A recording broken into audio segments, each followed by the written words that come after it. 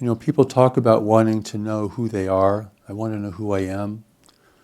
I want to know why I'm in the world. What am I here to do? But these things can only be answered by taking a journey such as this.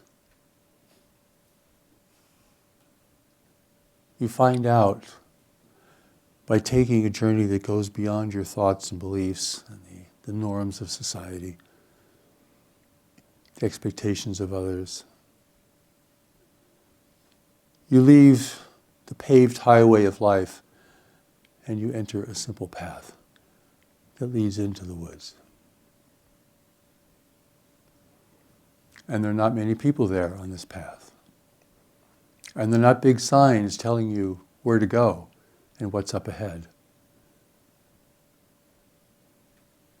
It's where the pavement ends and the mystery begins.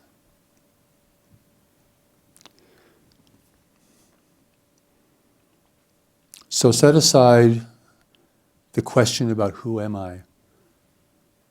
Set aside the question of why am I in the world? Those are questions that must be answered by reaching a certain place in life where these things can be experienced more directly. They're not simply an identification or a definition, they're a moving experience. They're a moving reality.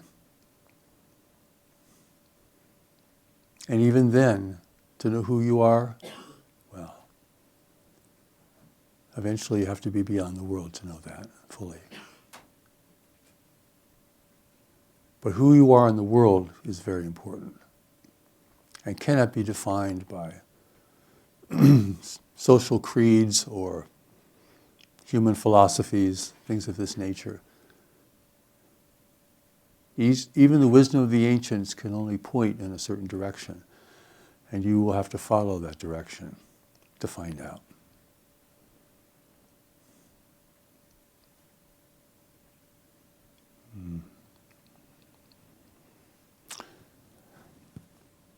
The new message emphasizes the fundamental shift that has to happen in order for us to take a real journey into who we are and why we're here.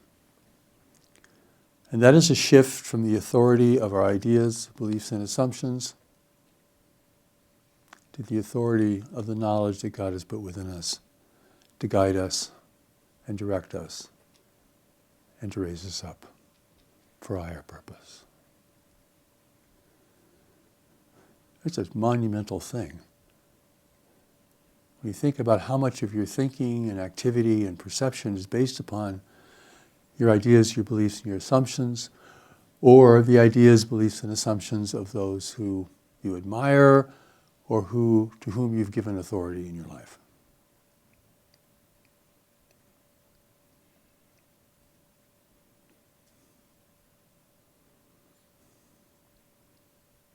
It's an all-inclusive reality.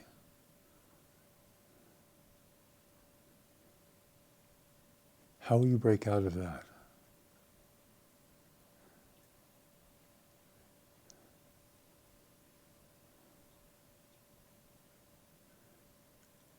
Your mind, which is meant to be a vehicle of communication for knowledge, has become like a prison house. And there's a little window up there. You can see blue sky and peer out into the world.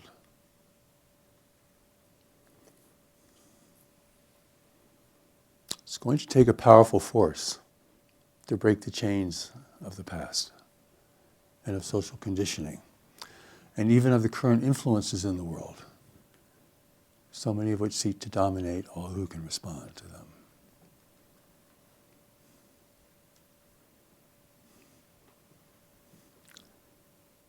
So you're set on a journey not only to take you to where you need to be in life, to the life you know you must live, but you're also beginning to undo the chains and the knots and the conundrums of your life that would otherwise prevent you from going forward and have in the past prevented you from going forward. So it's more of an undoing at the beginning, particularly, than it is the acquisition of new ideas, new insights, a new philosophy of life. It's more of an unraveling to put you into the clear, to free you up. A free mind. You can now begin to think original thoughts and foresee upon its own rather than simply see as it has been taught to see or what has been shown to see. This is a big thing. And let us not pretend that a makeover of our life represents a new life, because there's no new life there. You can change your circumstances. You can have a new set of clothes. You can change your talk and your walk, but the unexamined life is still within you. Nothing has really changed. The things that really need to change have not yet changed. So without knowledge, there is no real life, new life.